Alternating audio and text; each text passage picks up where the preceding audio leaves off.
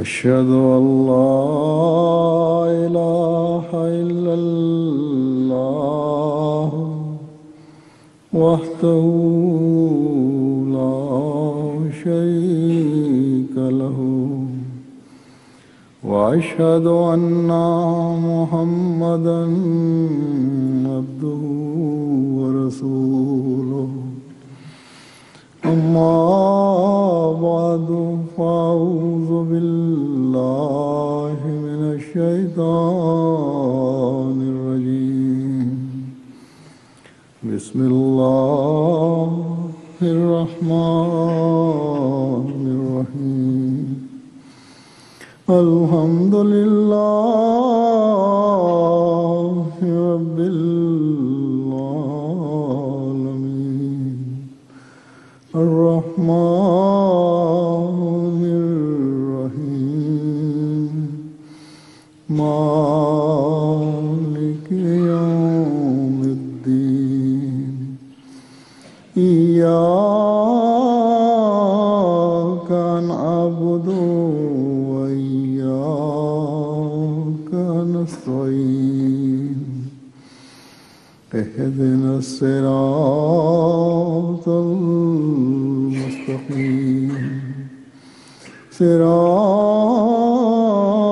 الذين أنعمت عليهم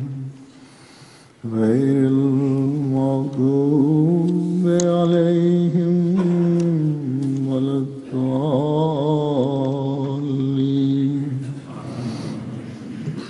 يا أيها الذين آمنوا كتب عليكم الصيام كما كتب على الذين من قبلكم لعلكم تتقون اے وہ لوگو جو ایمان لائے ہو، تم پر روزے اسی طرح فرض کیے گئے ہیں جس طرح تم سے پہلے لوگوں پر فرض کیے گئے، تاکہ تم تقوی اختیار کرو۔ اس آیت میں اللہ تعالیٰ نے مومنوں کو روزوں کی فرضیت کی طرف توجہ دلائی ہے اور فرمایا یہ اس لیے ضروری ہے تاکہ تم تقوی اختیار کرو، تاکہ تم روحانی اور اخلاقی کمزوریوں سے بچو، تو تاکہ تمہارے اندر خدا کا خوف پیدا ہو، تاکہ تمہارے اندر یہ احساس پیدا ہو کہ خدا کی ناراضگی مول لے کر کہیں ہم اپنی دنیا اور آخرت برباد کرنے والے نہ بن جائیں، تاکہ یہ احساس پیدا ہو اور اس کے لیے کوشش کرو کہ ہم نے خدا کا پیار حاصل کرنا ہے۔ تو یہ مقصد ہیں جن کے حاصل کرنے کے لیے ہمیں روزے رکھنے چاہیے، اور یہ وہ مقصد ہیں جس کے حاصل کرنے کے لیے ہمیں رمضان کا انتظار ہونا چاہیے۔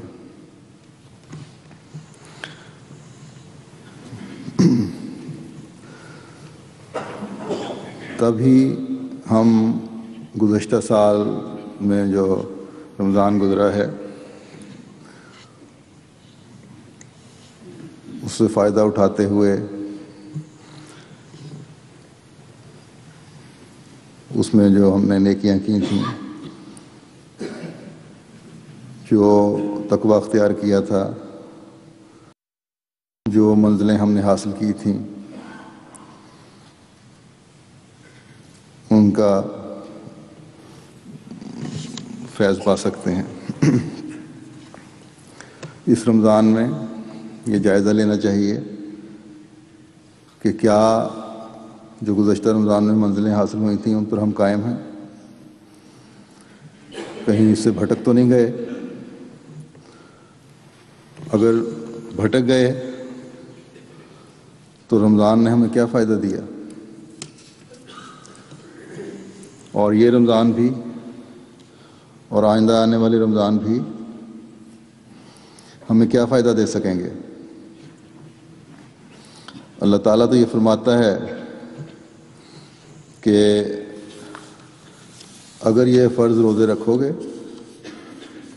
تو تقویٰ پر چلنے والے ہوگے، نیکیاں اختیار کرنے والے ہوگے، اللہ تعالیٰ کا قرب پانے والے ہوگے۔ لیکن یہ کیا ہے کہ ہمارے اندر تو ایسی کوئی تبدیلی نہیں آئی جس سے ہم کہہ سکیں کہ ہمارے اندر تقویٰ پیدا ہو گیا۔ یہ بات تو 100% درست ہے کہ خدا تعالیٰ کی بات کبھی غلط نہیں ہو سکتی، بندہ جھوٹا ہو سکتا ہے اور ہے، بس یہ بات یقینی ہے کہ ہمارے اندر ہی کمزوریاں اور کمیاں ہیں کہ یا تو پہلے رمضان سے جتنے بھی گزرے ہم نے فائدہ نہیں اٹھایا، یا وقتی فائدہ اٹھایا اور پھر وقت کے ساتھ ساتھ اسی جگہ پر پہنچ گئے جہاں سے چلے تھے۔ حالانکہ چاہیے تو یہ تھا کہ جو تقویٰ کا معیار گزشتہ رمضان میں حاصل کیا تھا، یہ رمضان جو اب آیا ہے یہ ہمیں نیکیوں میں بڑھنے اور تقویٰ حاصل کرنے کے اگلے درجے دکھاتا۔ بس جنہوں نے تو گزشتہ سال میں جو رمضان کے اندر اپنے اندر تبدیلیاں پیدا کیں، جو تقویٰ حاصل کیا، جو تقویٰ کے معیار اپنی زندگیوں کے حصے بنائے، وہ تو خوش قسمت لوگ ہیں، اور اب ان کے قدم آگے بڑھنے چاہیے۔ اور جو بھلا بیٹھے یا جنہوں نے کچھ حاصل ہی نہیں کیا، ان کو سوچنا چاہیے کہ روزے ہمیں کیا فائدہ دے رہے ہیں۔ اگر کسی چیز کا فائدہ ہی نہیں ہے تو اس کو کرنے کی کیا ضرورت ہے؟ لیکن جیسا کہ میں نے کہا، روزوں کا فائدہ ہے اور یقیناً ہے۔ اللہ تعالیٰ کا کلام کبھی غلط نہیں ہو سکتا۔ بس ہم سے جو غلطیاں ہوئیں اس کی خدا سے معافی مانگنی ہوگی، اور یہ عہد کرنا ہوگا کہ اے میرے خدا، میری گزشتہ کوتاہیوں کو معاف فرما، اور اس رمضان میں مجھے وہ تمام نیکیاں کرنے کی توفیق عطا فرما جو تیرا قرب دلانے والی ہوں، اور مجھے اس رمضان کی برکات سے فیض یاب کرتے ہوئے ہمیشہ تقویٰ پر چلنے اور تقویٰ پر قائم رہنے کی توفیق عطا فرما۔ جب ہم اس طرح دعا کریں گے اور اس طرح اپنے جائزے لے رہے ہوں گے تو ان نیکیوں کی طرف بھی توجہ پیدا ہوگی جن کے کرنے کا اللہ تعالیٰ نے حکم فرمایا ہے۔ بہت سی برائیاں بھی چھوڑنی ہوں گی جن کے ترک کرنے کا اللہ تعالیٰ نے حکم فرمایا ہے۔ اللہ تعالیٰ کے حقوق بھی ادا کرنے ہوں گے اور اللہ تعالیٰ کے بندوں کے حقوق بھی ادا کرنے ہوں گے، ورنہ تو ہمارے یہ روزے نہیں کہلا سکتے۔ یہ صرف فاقے ہوں گے، ایک بھوک ہوگی کہ صبح سے شام تک نہ کھایا نہ پیا۔ بس اللہ تعالیٰ کا یہ فرمانا کہ لعلکم تتقون تبھی پورا ہوگا جب ہم ان حکموں پر بھی عمل کریں گے اور نیکیوں میں بھی آگے بڑھنے کی کوشش کریں گے جن کے کرنے کا اللہ تعالیٰ نے ہمیں حکم دیا ہے۔ اور رمضان میں تو اللہ تعالیٰ ان نیکیوں کو کے کرنے کی وجہ سے ان کا کئی گنا بڑھا کر اجر دیتا ہے عام حالات کی نسبت، بلکہ بے حساب دیتا ہے۔ بس یہ جو حضرت صلی اللہ علیہ وسلم نے فرمایا کہ روزے، ایک حدیث میں کہ اللہ تعالیٰ نے کہا ہے کہ روزے میرے لیے ہیں اور میں ہی ان کی جزا ہوں، یہ اس لیے ہے کہ بندہ خالص ہو کر اللہ تعالیٰ کے لیے اپنے آپ کو تمام جائز چیزوں سے روکتا ہے، جو نہ کرنے والی ہیں ان سے تو روکنا ہی ہے، جائز چیزوں سے بھی روکتا ہے، نیکیوں کو اختیار کرنے کی کوشش کرتا ہے، برائیوں سے بیزاری کا اظہار کرتا ہے، اپنی عبادتوں کے معیار بڑھاتا ہے۔ بس اللہ تعالیٰ کے قریب ہونے کے لیے، اس کی رضا حاصل کرنے کے لیے، اللہ تعالیٰ کے بتائے ہوئے طریق پر چلتے ہوئے پہلے بندے کو ہی کوشش کرنی ہوتی ہے۔ اللہ تعالیٰ نے پہلی ذمہ داری بندے کی ہی لگائی ہے کہ بندہ میری طرف ایک ہاتھ آئے گا تو پھر میں دو ہاتھ آؤں گا اس کی طرف، اور اگر اللہ تعالیٰ کی طرف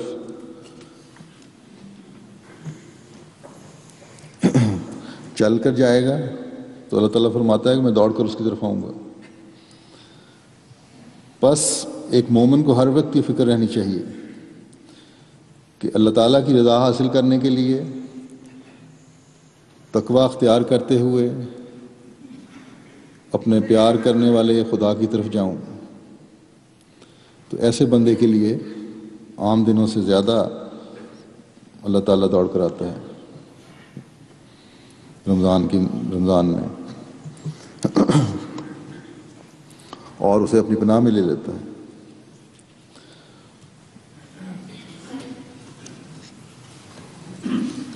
اور جیسا کہ میں نے کہا، اللہ تعالیٰ نے فرمایا کہ رمضان میں اس کا کوئی حساب ہی نہیں ہے، ان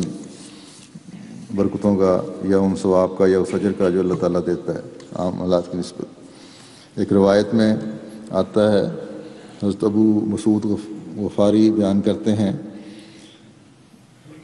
کہ میں نے رمضان کے شروع ہونے کے بعد ایک روز حضور صلی اللہ علیہ وسلم کو یہ فرماتے ہوئے سنا کہ اگر لوگوں کو رمضان کی فضیلت کا علم ہوتا تو میری امت اس بات کی خواہش کرتی کہ سارا سال ہی رمضان ہو۔ اس پر بنو خدا کے ایک آدمی نے کہا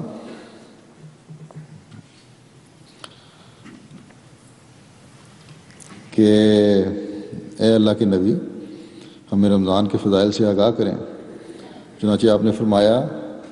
یقیناً جنت کو رمضان کے لیے سال کے آغاز سے آخر تک مزین کیا جاتا ہے، بس جب رمضان کا پہلا دن ہوتا ہے تو عرش الہی کے نیچے ہوائیں چلتی ہیں۔ بس یہ ہوائیں جو ہیں یہ اللہ تعالیٰ کے پاک بندوں کو بھی، جنہوں نے یہ عہد کیا ہو کہ اپنے اندر رمضان میں پاک تبدیلیاں پیدا کرنی ہیں اور تقوی اختیار کرنا ہے، اونچا اڑا کر لے جانے والی ثابت ہوتی ہیں، اللہ تعالیٰ کا قرب دلانے والی بنتی ہیں۔ یہ جو سارا سال فرمایا کہ جنت کی تزئین و آرائش ہو رہی ہے، اس کا فیض یوں ہی نہیں مل جاتا، یقیناً روزوں کے ساتھ عمل بھی چاہیے۔ بس جب اللہ تعالیٰ اتنا اہتمام فرما رہا ہو کہ سارا سال جنت کی تیاری ہو رہی ہے کہ رمضان آ رہا ہے اور میرے بندے اس میں روزے رکھیں گے، تقوی پر چلیں گے، نیک اعمال کریں گے اور میں ان کو بخشوں گا اور اپنا قرب دوں گا، تو ہمیں بھی تو اپنے دلوں کو بدلنا چاہیے، ہمیں بھی تو اس لحاظ سے تیاری کرنی چاہیے اور اس جو اللہ تعالیٰ نے موقع میسر کیا ہے اس سے فیض اٹھانا چاہیے۔ رمضان کے کچھ اور فضائل بھی مختلف احادیث سے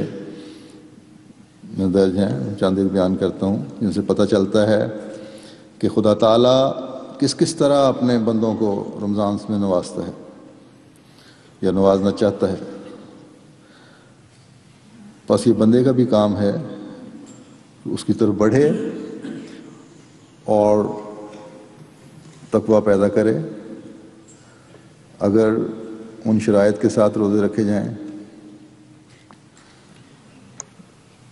جن کے کرنے کا ہمیں اللہ تعالیٰ نے حکم دیا ہے. تو یہی روزے ہیں جو اللہ تعالیٰ کے فضلوں کے وارث بنا رہے ہوں. حضرت سلمان رضی اللہ تعالیٰ عنہ سے روایت ہے کہ رسول اللہ صلی اللہ علیہ وسلم نے ہم سے شعبان کے آخری روز خطاب فرمایا اور فرمایا اے لوگو تم پر ایک عظیم اور مبارک مہینہ سایہ فگن ہوا ہے، ایسا بابرکت مہینہ جس میں ایک رات ایسی ہے جو 1000 مہینے سے بہتر ہے. یہ ایسا مہینہ ہے جس کے روزے اللہ تعالیٰ نے فرض کیے ہیں اور جس کی راتوں کا قیام اللہ تعالیٰ نے نفل قرار دیا ہے. اس کے دوران جو شخص کسی بھی اچھی خصلت کو اس میں اپناتا ہے وہ اس شخص کی طرح ہو جاتا ہے جو اس کے علاوہ جملہ فرائض کو ادا کر چکا ہو، اور جس شخص نے ایک فریضہ اس مقدس مہینے میں ادا کیا وہ اس شخص کی طرح ہوگا جس نے 70 فرائض رمضان کے علاوہ ادا کیے. اور رمضان کا مہینہ صبر کرنے کا مہینہ ہے اور صبر کا اجر جنت ہے، اور یہ مواسات و اخوت کا مہینہ ہے، اور یہ ایسا مہینہ ہے کہ اس میں مومن کے رزق میں برکت دی جاتی ہے. تو دیکھیں کیا کیا برکتیں ہیں. اگر ہم اللہ تعالیٰ کے حکم کو پورا کرتے ہوئے روزہ رکھ رہے ہیں اور تقویٰ حاصل کرنے کی کوشش کر رہے ہیں، اللہ تعالیٰ کی رضا حاصل کرنے کے لیے سب کچھ کر رہے ہیں، نیکیوں پر قدم مارنے کی کوشش کر رہے ہیں، تو اللہ تعالیٰ کے رسول نے ہمیں یہ خوشخبری دی ہے کہ اس نیت سے کیے گئے عمل کو پھر اللہ تعالیٰ ضائع نہیں کرتا، بلکہ اتنا دے گا کہ تم سوچ بھی نہیں سکتے. صرف ایک اچھی عادت اور نیکی کا کام کرنے کا اجر اتنا ہے کہ گویا تمام فرائض جو ہیں جو ہمارے ذمہ ہیں وہ ہم نے ادا کر دیے. اور رمضان میں تقویٰ پر چلتے ہوئے ادا کیے گئے ایک فرض کا ثواب اتنا ہے کہ عام حالات میں ادا کیے گئے 70 فرائض سے جتنا ثواب ہوتا ہے، جتنا بڑھا کر دیتا ہے اللہ نے رمضان میں. تو ان دنوں کی ایک ایک نیکی جو ہے عام حالات کی 70 نیکیوں کے برابر ثواب دلا رہی ہے. لیکن یہ ہمیں یاد رکھنا چاہیے کہ ثواب تبھی ہوگا جب ہم اللہ کی رضا حاصل کرنے کے لیے سب کچھ کر رہے ہوں گے. پھر فرمایا یہ صبر کا مہینہ ہے. بہت سی باتوں سے مومن صبر کر رہا ہوتا ہے، صرف کھانے پینے سے نہیں ہاتھ روک رہا، بلکہ اور بھی بہت سے کام ہیں جن سے رکتا ہے. بہت سی ایسی برائیاں ہیں جن سے رکتا ہے. دشمنوں کی زیادتیوں پر صبر کرتا ہے، بعض دفعہ اپنے حقوق چھوڑتا ہے اور اللہ تعالیٰ کی خاطر صبر کرتا ہے. ایسے لوگوں کے بارے میں اللہ تعالیٰ فرماتا ہے کہ والذین صبروا ابتغاء وجہ ربہم، اور ایسے لوگ جنہوں نے اپنے رب کی رضا حاصل کرنے کے لیے صبر کیا. بس یہ صبر جو اللہ کی خاطر کیا جائے وہ نیکیوں کے ساتھ مشروط ہے. ایک حدیث میں آتا ہے کہ اگر تمہیں کوئی گالی دے تو صبر کرو اور جواب نہ دو، اور اتنا کہہ دو کہ میں روزے سے ہوں، تو تمہارے لیے یہ اجر کا موجب ہوگا، تمہیں اس کا ثواب ملے گا. اور جب ایک مومن کو رمضان میں ایسے صبر کی عادتیں پڑ جاتی ہیں تو پھر زندگی کا حصہ بن جانی چاہیے، تاکہ جنت کا وارث بنانے والی ہوں. پھر یہ فرمایا کہ اگر اللہ سے رحم اور درگزر اور بخشش مانگتے ہو تو خود بھی دوسروں کی غمخوار بنو، ان کی تکلیفوں کا خیال رکھو ان کا بھی کچھ احساس اپنے دل میں پیدا کرو۔ اللہ کی خاطر اگر ہمدردی کر رہے ہو تو اس کا رنگ ہی کچھ اور ہونا چاہیے۔ جب اللہ کی خاطر دوسروں سے نیک سلوک ہوگا تو یہ نیک سلوک جو ہے اپنے مفادات متاثر ہونے سے کم نہیں ہوگا، بلکہ ایک اپنی فطرت کا حصہ بن چکا ہوگا۔ اور جب ایک دوسرے سے ہمدردی اور درگزر سے کام لے رہے ہوں گے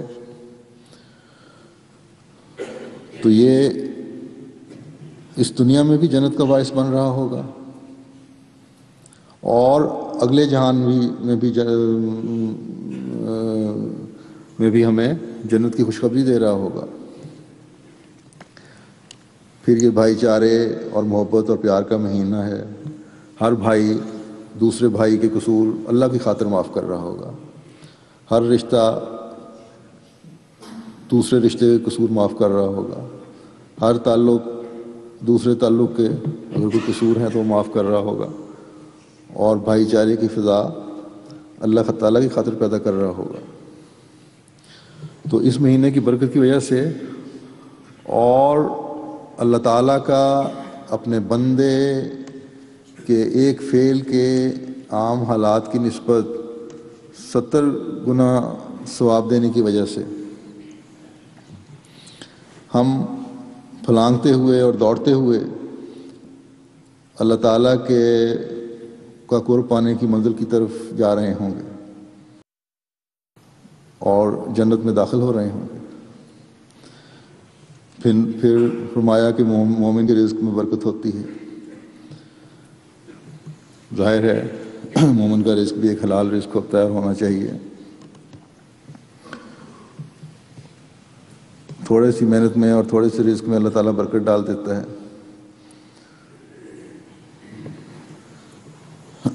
بعض دفعہ ایسے ذرائع سے رزق مہیا کرتا ہے کہ انسان سوچ بھی نہیں سکتا، اس لیے کہ مومن اللہ کی خاطر بہت سارے کام کر رہا ہوتا ہے، اللہ کی عبادت میں زیادہ وقت گزار رہا ہوتا ہے، قرآن کریم کی تلاوت میں زیادہ وقت گزر رہا ہوتا ہے، رمضان میں دوسری باتوں میں زیادہ وقت گزر رہا ہوتا ہے۔ تو دنیا کے دھندوں کو کم کر کے ان نیکیوں کے لیے انسان ایک مومن جو ہے وہ وقت نکال رہا ہوتا ہے، اس لیے اللہ تعالیٰ بھی بے انتہا نوازتا ہے، اور اللہ تعالیٰ اپنے وعدے کے مطابق دنیاوی ضروریات بھی اس کی پوری کرتا ہے۔ لیکن یہ سب کچھ اللہ تعالیٰ کے حکموں پر خالص ہو کر عمل کرنے سے ہوگا، اور یہ اسی وقت ہوگا جو اللہ تعالیٰ کی رحمت ملے گی اور بخشش کئی گنا بڑھ جائے گی، جب ہم تقویٰ میں بڑھنے کی کوشش کر رہے ہوں گے اور ان نیکیوں کو بجا لا رہے ہوں گے۔ حضرت صلی اللہ علیہ وسلم نے ایک اور روایت میں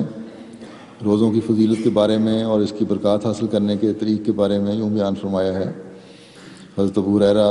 رضی اللہ تعالیٰ عنہ سے روایت ہے کہ رسول اللہ صلی اللہ علیہ وسلم نے فرمایا، اللہ تعالیٰ فرماتا ہے ابن آدم کا ہر عمل اس کی ذات کے لیے ہوتا ہے سوائے روزوں کے، بس روزہ میری خاطر رکھا جاتا ہے اور میں ہی اس کی جزا دوں گا، اور روزے ڈھال ہیں، اور جب تم میں سے کسی کا روزہ ہو تو وہ شہوانی باتیں اور گالی گلوچ نہ کرے، اور اگر اس کو کوئی گالی دے یا اس سے جھگڑا کرے تو اسے جواب میں صرف یہ کہنا چاہیے کہ میں تو روزے دار ہوں۔ آگے فرمایا، یہ تو کچھ حصہ پہلے بیان کر چکا ہوں، اس ذات کی قسم کہ جس کے قبضہ قدرت میں محمد کی جان ہے، کہ روزے دار کے منہ کی بو اللہ تعالیٰ کے نزدیک کستوری سے زیادہ طیب ہے۔ روزے دار کے لیے 2 خوشیاں ہیں جو اسے خوش کرتی ہیں، ایک جب وہ روزہ افطار کرتا ہے تو خوش ہوتا ہے، اور دوسرے جب وہ اپنے رب سے ملے گا تو اپنے روزے کی وجہ سے خوش ہوگا۔ تو اللہ تعالیٰ نے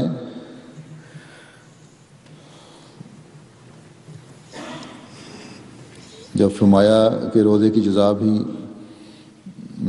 میں ہوں یا میں جزا دوں گا، تو ہر عمل کی جزا تو اللہ تعالیٰ ہی دیتا ہے ویسے بھی، لیکن یہ سارے عمل جو دوسرے ہیں ایسے ہیں جن میں یہ نیکیاں ہیں، جائز باتیں ہیں جن کے کرنے کا اللہ تعالیٰ نے حکم دیا ہے، یا برائیاں ہیں جن سے رکنے کا اللہ تعالیٰ نے حکم دیا ہے۔ لیکن رمضان میں روزہ رکھ کر ایک مومن ناجائز باتوں سے تو رک ہی رہا ہوتا ہے،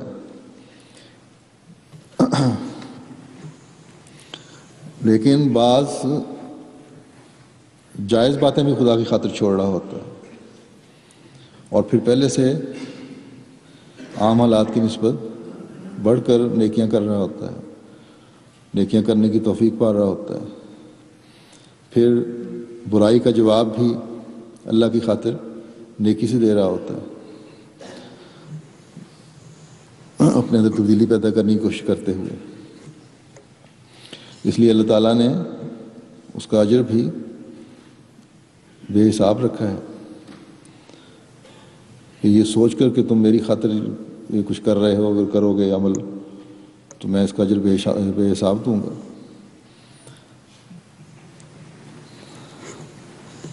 ہر بات کا، ہر کام کا، ایک فرض کا ادا کرنے کا 70 گنا ثواب ملتا ہے۔ تو مطلب یہی ہے کہ اللہ تعالیٰ مومن کے اس فعل سے کہ اس نے اللہ کی خاطر روزہ رکھا اور تمام نیکیاں بجا لانے اور برائیوں سے بچنے کی طرف توجہ کی، بلکہ بعض جائز باتیں بھی جیسا کہ میں نے کہا جو عام حالات میں انسان کر سکتا ہے ان سے بھی اس لیے رکا کہ اللہ کا حکم ہے، اسی لیے اللہ تعالیٰ اس کی جزا بن گیا۔ بس یہ عبادت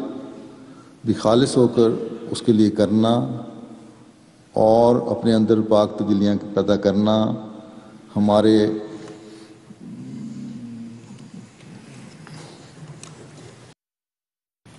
لیے مفید ہو، پاک تبدیلیاں پیدا کرنا ہی اس کی رحمتوں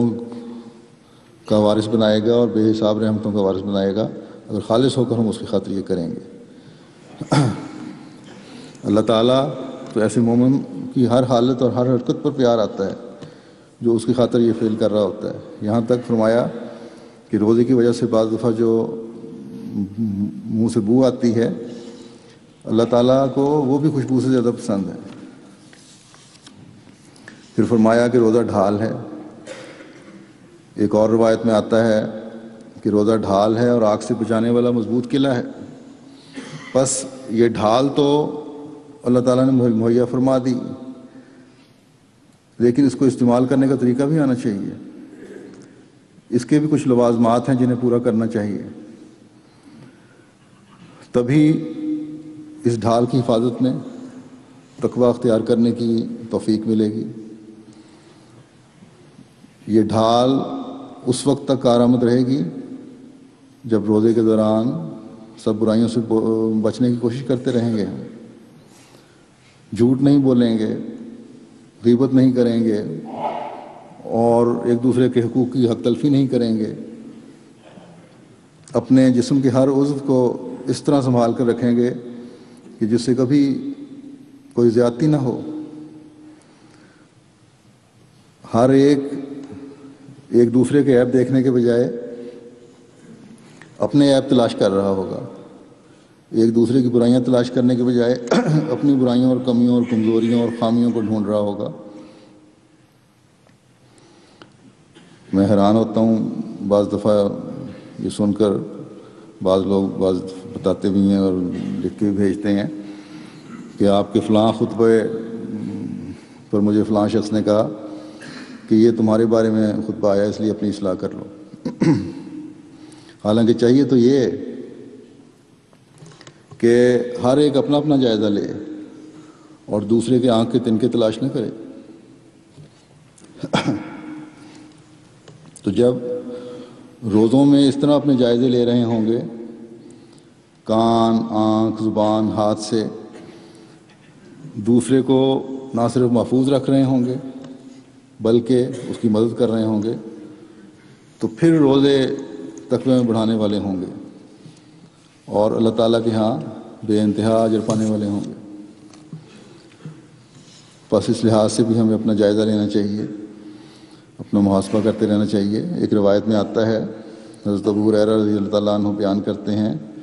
کہ رسول اللہ صلی اللہ علیہ وسلم نے فرمایا، جس شخص نے رمضان کے روزے ایمان کی حالت میں اور اپنا محاسبہ نفس کرتے ہوئے رکھے، اس کے گزشتہ گناہ معاف کر دیے جائیں گے۔ تو اس بات کو اس حدیث نے مزید کھول دیا کہ صرف روزے رکھنا کافی نہیں ہے، بلکہ روزے ان تمام لوازمات کے ساتھ رکھنے ضروری ہیں جن کا اللہ تعالیٰ نے حکم دیا ہے۔ اپنے روزوں کے معیار کو دیکھنا اور تقویٰ کی طرف قدم بڑھنے کا تبھی پتہ چلے گا جب اپنا محاسبہ کر رہے ہوں گے، دوسرے کے عیب نہیں تلاش کر رہے ہوں گے بلکہ اپنے عیب اور کمزوریاں تلاش کر رہے ہوں گے۔ یہ دیکھ رہے ہوں گے کہ آج میں نے کتنی نیکیاں کی ہیں یا کرنے کی کوشش کی ہے، اور کتنی برائیاں ترک کی ہیں، کتنی برائیاں چھوڑی ہیں۔ جیسا کہ حضرت اقدس مسیح موعود علیہ الصلوۃ والسلام نے فرمایا ہے، ہمیں اس طرح جائزہ لینا چاہیے اور ہماری صبحیں اور ہماری راتیں ہماری نیکیوں کی گواہ ہونی چاہیے۔ آپ فرماتے ہیں کہ چاہیے کہ ہر ایک صبح تمہارے لیے گواہی دے کہ تم نے تقویٰ سے رات بسر کی، اور ہر ایک شام تمہارے لیے گواہی دے کہ تم نے ڈرتے ڈرتے دن بسر کیا۔ بس جب ہم اس طرح اپنی صبحوں اور شاموں سے گواہی مانگ رہے ہوں گے تو اللہ تعالیٰ کی رضا بھی حاصل کر رہے ہوں گے، ہمارے گزشتہ گناہ بھی معاف ہو رہے ہوں گے، اور آئندہ تقویٰ پر قائم رہنے اور نیکیاں کرنے کی توفیق بھی مل رہی ہوگی، ورنہ ہمارے روزے بھوک اور پیاس برداشت کرنے کے علاوہ کچھ نہیں۔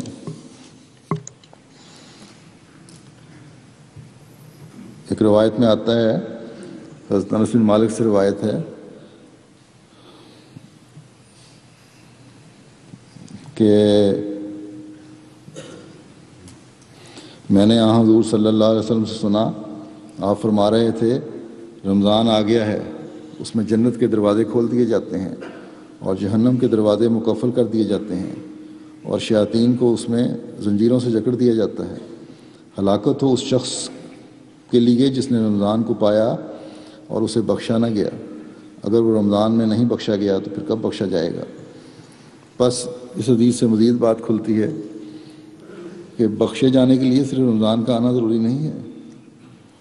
اور رمضان کی مبارکبادیں دینا کافی نہیں ہے، جب تک اس میں روزے اس کوشش کے ساتھ نہ رکھے جائیں کہ تقویٰ کی راہوں کو اختیار کرنا ہے۔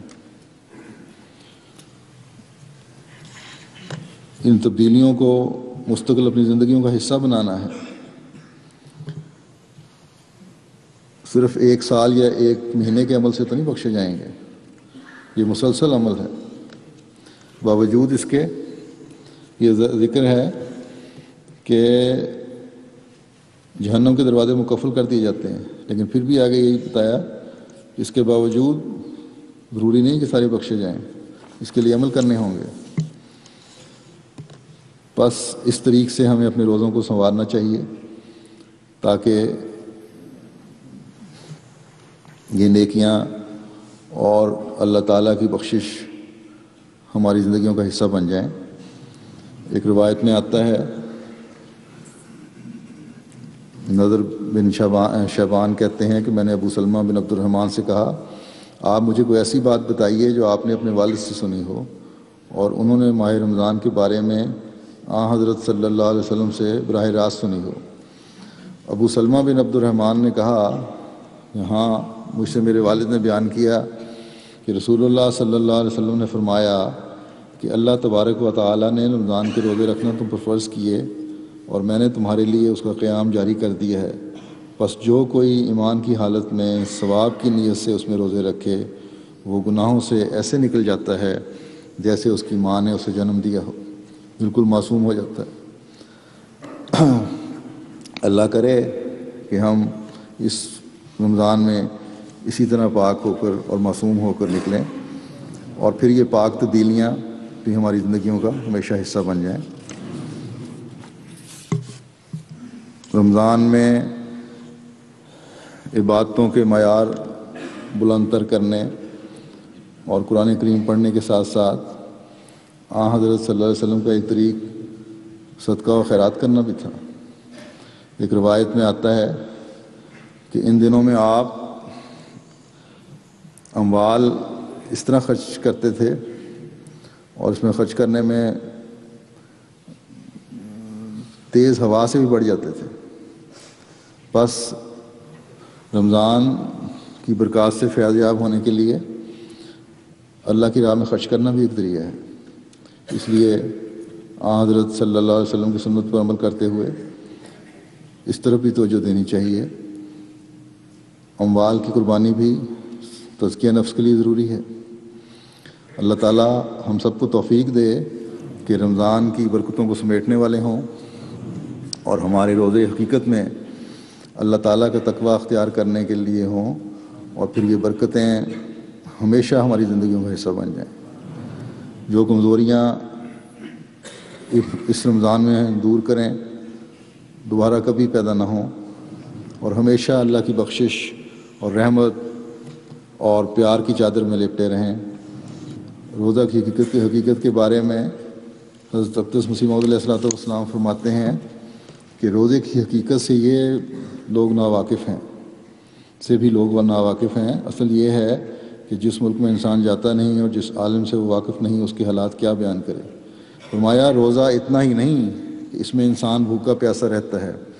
بلکہ اس کی ایک حقیقت اور اس کا اثر ہے جو تجربے سے معلوم ہوتا ہے۔ انسانی فطرت میں ہے کہ جس قدر کم کھاتا ہے اس قدر تزکیہ نفس ہوتا ہے اور کشفی قوتیں بڑھتی ہیں۔ خدا تعالیٰ کا منشا اس سے یہ ہے کہ ایک غذا کو کم کرو اور دوسری کو بڑھاؤ۔ ہمیشہ روزے دار کو یہ مد نظر رکھنا چاہیے کہ اس سے اتنا ہی مطلب نہیں ہے کہ بھوکا رہے، بلکہ اسے چاہیے کہ خدا تعالیٰ کے ذکر میں مصروف رہے تاکہ تبتل اور انقطاع حاصل ہو۔ اور پس روزے سے یہی مطلب ہے کہ انسان ایک روٹی کو چھوڑ کر جو صرف جسم کی پرورش کرتی ہے، دوسری روٹی کو حاصل کرے جو روح کی تسلی اور سیری کا باعث ہے۔ اور جو لوگ محض خدا کے لیے روزے رکھتے ہیں اور نرے رسم کے طور پر نہیں رکھتے، انہیں چاہیے کہ اللہ تعالیٰ کی حمد اور تسبیح اور تحلیل میں لگے رہیں، جس سے دوسری غذا انہیں مل جاوے۔ اللہ کرے کہ حقیقت میں ہمارا تزکیہ نفس ہو اس رمضان میں، اور روحانی حالت میں بہتری پیدا ہو، اور آئندہ ہمارا ہر فعل اللہ تعالیٰ کی رضا کے مطابق ہو۔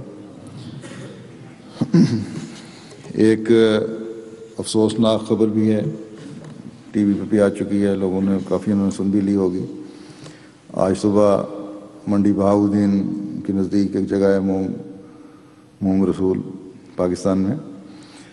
جہاں صبح فجر کی نماز کے وقت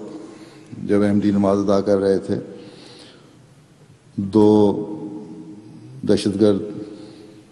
تو نہیں کہنا چاہیے، مخالفین احمدیت ہی ہوں گے۔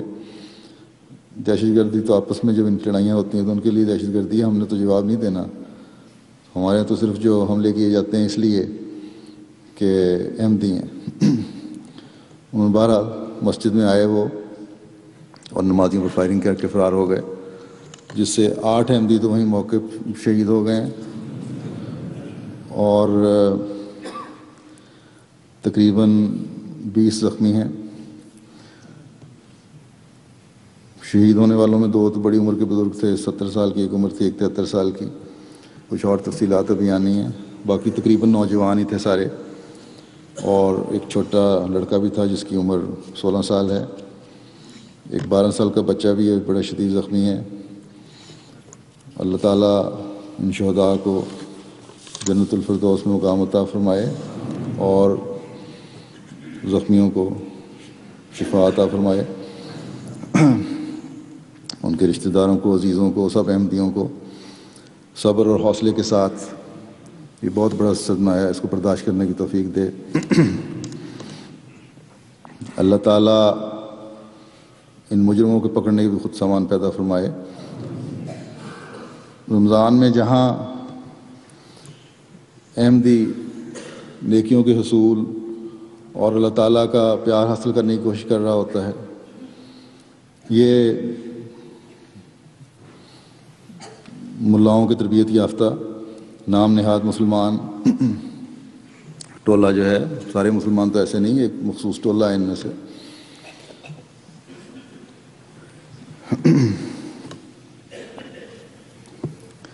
یہ لوگ جو ہیں یہ اپنی طرف سے یہ کوشش کر رہے ہوتے ہیں کہ ہم احمدیوں کو قتل کر کے شاید ہم اللہ تعالیٰ کی رضا حاصل کرنے والے بن رہے ہیں، حالانکہ ان حرکات سے وہ اللہ تعالیٰ کی پکڑ کو آواز دے رہے ہیں، اسلام کو اور مسلمانوں کو بدنام کر رہے ہیں۔ احمدیوں کو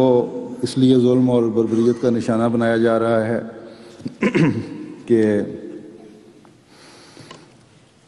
ہم نے ایک منادی کی آواز پر یہ کہا، زمانے کے امام کی آواز پر یہ کہا، جس نے ہمیں بلایا کہ اللہ کی طرف آؤ، اور ہم نے آمنا کہہ دیا۔ تو بہرحال اور تفصیلات آئیں گی، پھر انشاءاللہ کبھی ذکر کر دوں گا۔ فی الحال صبح ہی واقعہ ہوا ہے، زیادہ تفصیلات تو نہیں ہیں، لیکن ان دنوں میں جماعت کے لیے ہر شر سے بچنے کے لیے دعائیں کرتے رہیں۔ پاکستان، بنگلہ دیش، انڈونیشیا میں خاص طور پر تینوں جگہوں پہ آج کل احمدی خاص طور پر ظلم کا نشانہ بنائے جا رہے ہیں۔ اللہ تعالیٰ ہر جگہ ہر احمدی کو ہر قسم کے شر سے محفوظ رکھے اور دشمنوں کو کیفر کردار تک پہنچائے۔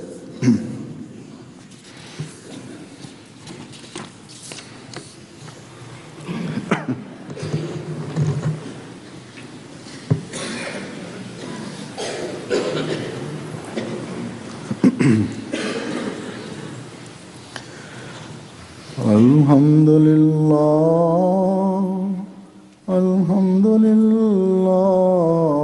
نحمده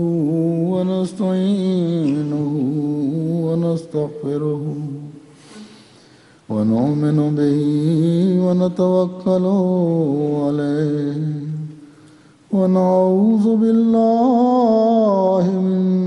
شرور أنفسنا ومن سيئات أعمالنا،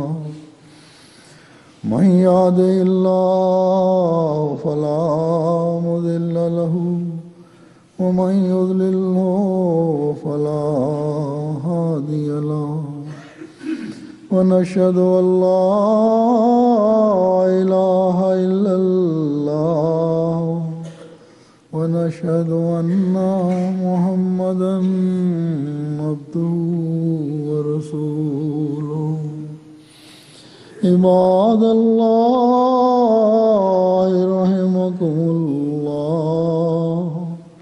إن الله يأمر بالعدل والإحسان